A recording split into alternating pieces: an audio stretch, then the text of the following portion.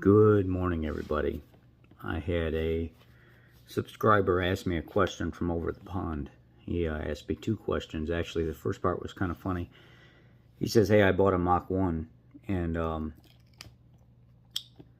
at 135 mile an hour on the Autobahn, the hood starts flapping, and I'm trying to figure out what to do to get that to tighten up, to stop all that. And I said, well, I doubt they've done very much testing on that Mach 1 at over 130 mile an hour to adjust fitment panels and things like that. It's probably something that you're going to have to take upon yourself to address. And, you know, you may have to modify some things, especially if you're trying to go more than 135 mile an hour.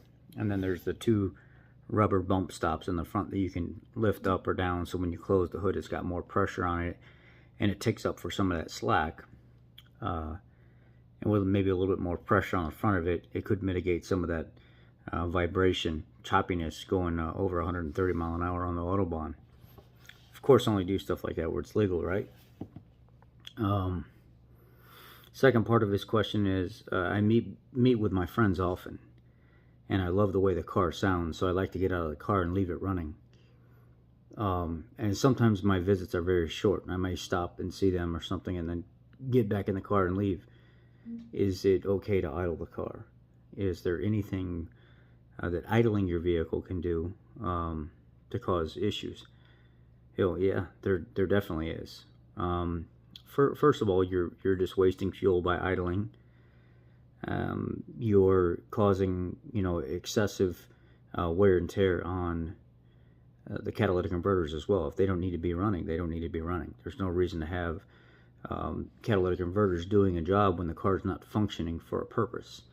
So while it just sits there and idle, just like the cop cars, it destroys the catalytic converters, and it just idles and idles and idles, and they're not moving. There's nothing moving through it. It's just slowly sitting there idling, and eventually you start diluting your oil, because fuel and stuff that's in the cylinder where it's just excessively idling, and wear and tear on a motor. Anytime the vehicle is running and it's not operating for a purpose, you're just tearing up the motor. I mean, it is what it is. Now, a lot of people would say that on the older systems where you actually had a viscous style clutch instead of electric, or some type of fan driven system, or viscous slash electric, that you really are consuming fuel at that point. And then they have a lot of the start-stop systems now that shut the vehicle off after it's been, stopped for so long, or seen a certain amount of braking pressure or force, and all the conditions of the climate control and stuff have been met. It'll shut off. It won't sit there and idle if you have it turned on. The auto start-stop anyway. But, statistically, there's a CR form. It's a government form as well, but just common sense-wise as well. Sitting there idling, you use more fuel in 30 seconds to 45 seconds than you do just on initial startup. And where people think that you use a ton of fuel on startup anyway, it's a misconception. You actually don't use all that much fuel on startup. The vehicle knows it only needs a certain amount of fuel to start under starting parameters. So it was a myth before where people would say, well, just let it idle, don't shut it off, you have to restart it, you'll use more fuel. No, you won't. That's a complete falsity. You're not going to use more fuel by restarting the vehicle. So not only are you diluting the oil, fuel wash, cylinder wash, excessive wear, when you get that fuel and stuff down in the oil, and you're diluting the oil, and the oil's less and less and less capable of doing its job because of the amount of dilution, then you end up taking that crankcase, excessive gas and pressure and stuff build up, and you vent it through your crankcase pressure tubing back to the intake manifold. Those vapors and stuff like that, they cause that breakdown. They cause excessive moisture buildup and stuff. The oil's not able to do its job as efficiently, and it's just not a good idea overall. Plus, if you're just letting your vehicle sit there and idle anyway, you got transmission pumps working and fluid moving through the transmission. So not only are you wearing your engine, you're also wearing your transmission. And not only are you just wearing the engine and the transmission, all those components that are in the engine bay that are just sitting there baking for no reason, the vehicle is not being operated. It's a machine. Yes, it's your machine, but any of the serious like car gurus and stuff that will want that mock from you down the road whenever you sell it, they may say, let me see the idle hours on that thing. Oh man, that's a little too high. I definitely don't want to buy that vehicle. You know, you have to think about all these things, all the components inside the engine, the rubber hoses, the plastic this and that, where it's just constantly sitting inside an engine bay that's full of heat. It's not good for the components. It's not good for the motor. It's not good for the transmission. It's not good for the environment. And then you wear your ignition components and stuff out faster as well. So it's kind of one of those things where there's some people that put out bad information in the past. One specific guru that I won't mention names in the past, specifically about 3 years ago, that said that it wouldn't really cause too much of an issue. Oh, it does. It absolutely does. It wears your fluids, it wears your engine components, it wears your transmission components. It starts ruining the catalytic converters and stuff with excessive idling. You have a higher chance of sludge up and contamination, oil dilution. So it's definitely not a good idea to just let the vehicle sit and idle. And I see people doing it all the time. It's one of the biggest. Women are notorious for this. They'll pull up at a grocery store, they'll pull up at their girlfriend's house.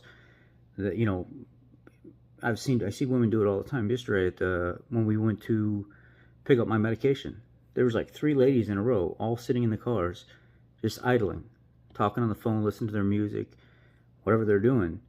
And then I see a lot of people when I, come out of Walmart or something like that. Specifically, I'm sorry, but a lot of women, and they'll be on social media and they'll be scrolling, just sitting there in their car, checking their Facebook and their Twitter and their Instagram and all this other, and they're just looking at their stuff, just idling, sitting in the car.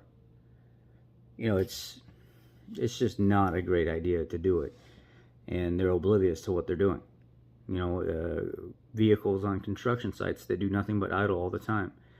They come into the dealership and they are a disaster. By 50, 60,000 miles, they look like they got 300,000 miles on them. We're already replacing catalytic converters. We're already blowing out AC condensers and stuff like that, because the AC condensers plug up with all kinds of debris from just sitting there idling and not moving, and it pulls into pollen and leaves and all that other stuff. There's so many things that just sitting and idling just destroys with your vehicle in general. So I would sincerely recommend, from one professional to you, and I'm sure there's some other professionals on here that would agree with me, that idling your vehicle for no reason, and it's not serving a purpose, idling, shut it off. If you can shut it off, shut it off. A lot of people say, is it worth warming your vehicle up before you go to the grocery store, or before you drive to work, or you're leaving to go somewhere real quick, pick up your laundry from the dry cleaner or something like that. Depending, if you're going to drive 5 minutes down the road, yes, I would warm the vehicle up first, pull some of that moisture and stuff out. It's like a beer can. It's take a cold beer out of your refrigerator, and then you take it out on the deck and you set it down during a hot summer day, and all of a sudden the moisture starts building up. But eventually, if you leave it out there long enough, the can dries up and it becomes warm. Same thing with your car. If it's a cool day out and you go start the car up and you drive 5 minutes down the road, then shut it off. All this moisture and stuff built up inside that crankcase, and you never burned anything off. You didn't let that moisture and stuff boil out of there. So what do? You turn around, you drive home, you shut it off. That moisture and stuff starts to find the highest point in the motor, the oil cap. And you go change your oil or check your oil or something like that, add something to it. You pull the oil cap, and all of a sudden you see all that white sludge underneath the oil cap. You're short tripping that vehicle too much.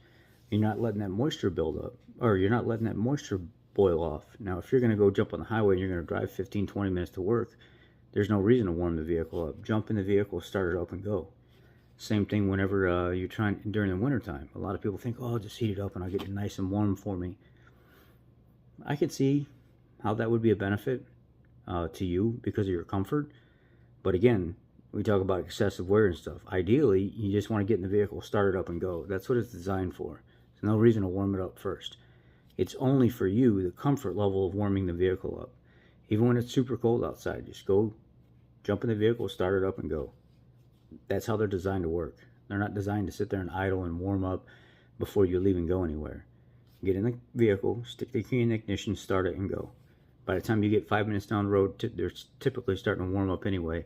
And a lot of these more efficient vehicles now, they warm up very, very fast. With all these bells and whistles and higher horsepower motors, they warm up quick. So this is just a response to the gentleman overseas. If he wants to name himself, he can name himself, and I'll pin his comment to the top. But just wanted to explain a little bit more about why it's not a good idea to excessively idle or just even be idling the vehicle for any reason, other than if you have one of your children in the vehicle, obviously, and you're running into the store real quick, and you have obviously a child of age watching them, or an animal. I get it. But mitigate that. You know, try to keep that to a minimal. If you don't have to idle the vehicle, don't idle the vehicle. It's not good for it. Under any circumstance, it's not good for it. Thanks, guys. Be blessed.